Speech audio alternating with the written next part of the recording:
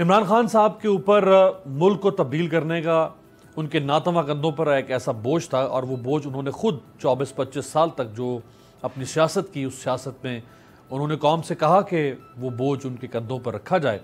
اور وہ یہ کر کے دکھا سکتے ہیں جو ماضی کے حکمران نہیں کر سکے۔ پاکستان کے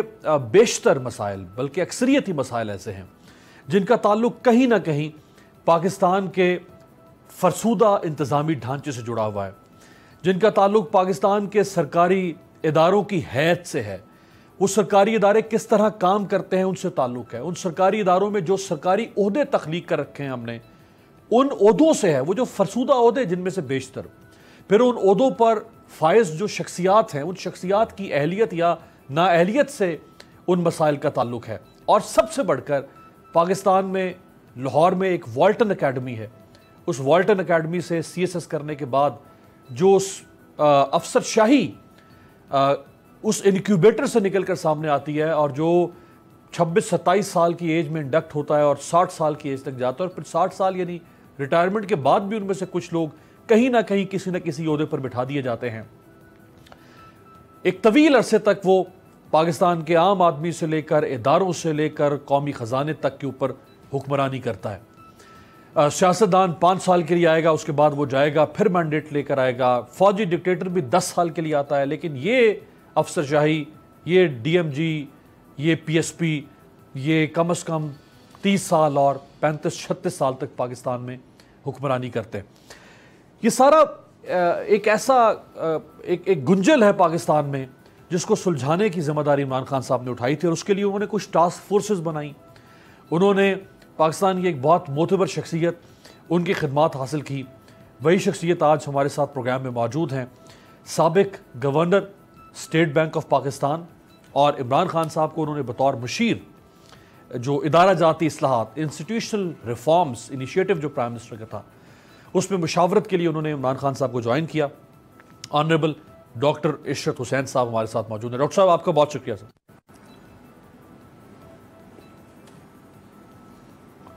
شکریہ جی آپ کا بلانے کا مجھے۔ جی ڈاکٹر صاحب، سب سے پہلے تو میں چاہوں گا کہ آپ چونکہ 3 سال آپ رہے عمران خان صاحب کے ساتھ، اس کے بعد آپ نے خود ہی ریزائن کر دیا اور آپ نے کہا کہ اب آپ ایک ریٹائرنگ لائف گزارنا چاہتے ہیں،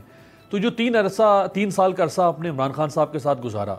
اس میں یہ جو reforms, governance reforms, structural reforms, یہ کس حد تک ہو سکے؟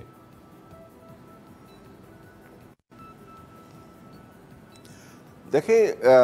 یہ جو ریفارمز کا پروسیس ہوتا ہے، یہ کنسلٹیشن کے بغیر، اسٹیک ہولڈرز سے بات چیت کر کے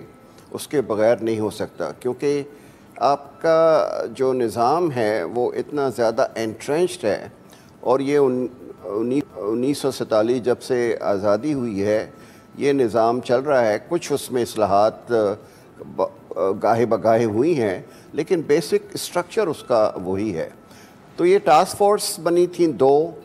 ایک فیڈرل گورنمنٹ کی ری آرگنائزیشن پر تھی اور ایک سول سروس ریفارمز بھی تھی۔ اس میں ریٹائرڈ سول سرونٹس بھی تھے، ایگزسٹنگ سیکرٹریز بھی تھے، کچھ اکیڈیمیا سے لیے تھے لوگ، کچھ پرائیویٹ سیکٹر سے لیے تھے۔ اس طرح سے یہ ٹاسک فورس کی میٹنگز ہوتی رہیں، اور ہم نے سارے پاکستان میں کوئٹہ، لاہور، پشاور، کراچی، اسلام آباد میں 65 کنسلٹیٹیو سیشنز کیے، جس میں 2000 سے زیادہ جو اسٹیک ہولڈرز تھے ان سے مشورے کیے، اور اس کی بیسس پر ہم نے گورنمنٹ کو ریکمنڈیشنز دیں۔ میں پہلے آتا ہوں کہ فیڈرل گورنمنٹ کا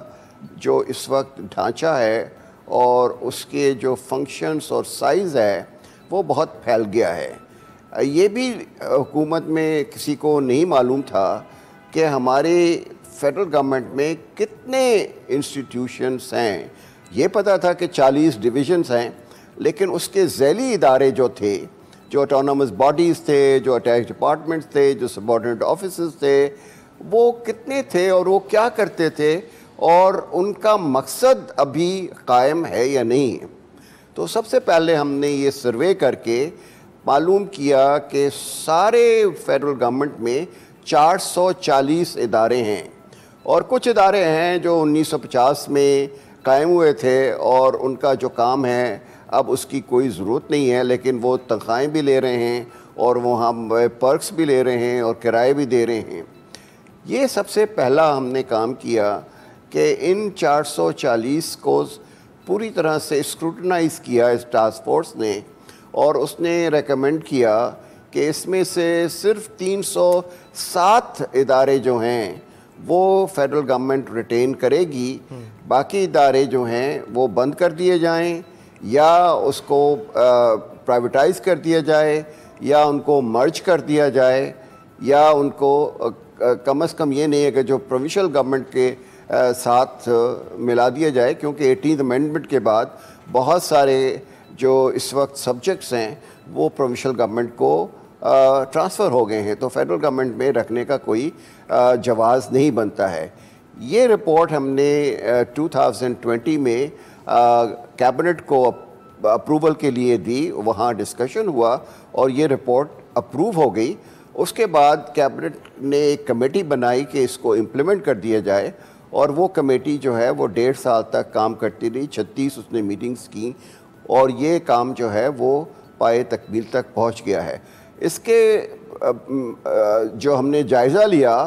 اس میں ہمیں یہ پتہ چلا کہ 71,000 پوسٹ جو ہیں وہ بالکل ریڈنڈنٹ ہیں، جن کی کوئی ضرورت نہیں ہے، اور وہ ویکینٹ بھی پڑی ہوئی ہیں کافی عرصے سے، اور ان کو ہم ایبالش کر دیں۔ تو منسٹری آف فائنانس کو یہ کہا گیا کہ یہ پوسٹ ختم کی جائیں تاکہ حکومت کا جو خرچہ ہے سول ایڈمنسٹریشن پہ وہ ختم ہو، اور اس کے بعد یہ ہوگا کہ ہر سال جو بھی ویکنسی 1 سال سے زیادہ کی ہے گورنمنٹ کے اداروں میں ان کو آٹومیٹیکلی جو ہے وہ ایبالش کر دیا جائے۔ اس سے ہمارا بجٹ جو ہے وہ سول ایڈمنسٹریشن کا آپ دیکھیں 2 سال میں کم ہو گیا ہے، اور ریئل ٹرمز میں تو واقعی اس پہ انفلیشن کو اگر آپ لے لیں تو وہ کافی اس کے اوپر زد پڑی ہے۔ اور اب یہ اس سال کیونکہ تنخواہیں بڑھائی گئی ہیں،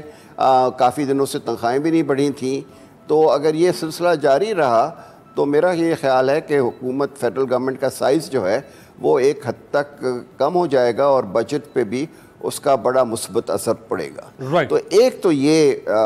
ریفارمز تھی ٹاسک فورس کی۔ دوسری تھی کہ سول سروس کے نظام جو جیسے آپ نے بالکل فرمایا کہ امیر عباس صاحب آپ کو جان کے حیرت ہوگی کہ ہم صرف سی ایس ایس کے لوگوں کو سمجھتے ہیں کہ وہ فیڈرل گورنمنٹ کے آفیسرز ہیں۔ 29,000 اس وقت فیڈرل گورنمنٹ کے آفیسرز ہیں 17 سے اور 22 گریڈ میں، اس میں سے صرف 6,000 ایسے ہیں جو سی ایس ایس کے تھرو آتے ہیں، اور وہ ڈی ایم جی میں، پی ایس پی میں، انکم ٹیکس میں، کسٹمز میں اس میں سلیکٹ ہوتے ہیں، اور واٹن اکیڈمی کے تھرو آتے ہیں جو اس کا آپ نے شروع میں ذکر کیا۔ لیکن 23,000 ہمارے ایسے اسپیشلسٹ ہیں جو کہ ڈاکٹرز ہیں، انجینئرس ہیں، الیکٹرانکس ایکسپرٹس ہیں، سائنٹسٹ ہیں، ایگریکلچرسٹ ہیں، اکانومسٹ ہیں، فائنینشیل انالسٹ ہیں۔ آپ کوئی بھی ادارہ دیکھ لیں اس میں یہ لوگ کام کر رہے ہیں، لیکن ان کا کوئی پرسان حال نہیں ہے۔ ان کے ساتھ ایک اسٹیپ مدرلی ٹریٹمنٹ ہوتا ہے کہ سی ایس ایس سے جو آتے ہیں ان کو تو جی ٹریننگ بھی دی جاتی ہے، ان کا کریئر پروگریشن بھی ہوتا ہے، وہ پروموٹ ہو کے 22 گریڈ تک بھی جا سکتے ہیں۔ یہ بیچارے کوئی پی ایچ ڈیز ہیں، کوئی بڑے ایکسپرٹس ہیں اپنی فیلڈ میں، یہ ڈی موٹیویٹڈ ہوتے ہیں کیونکہ 17 گریڈ میں آئے ہیں تو مشکل سے 19 گریڈ میں جا کے ریٹائر ہوں گے۔ سبسکرائب کریں اور بیل دبائیں تاکہ کوئی خبر رہ نہ جائے۔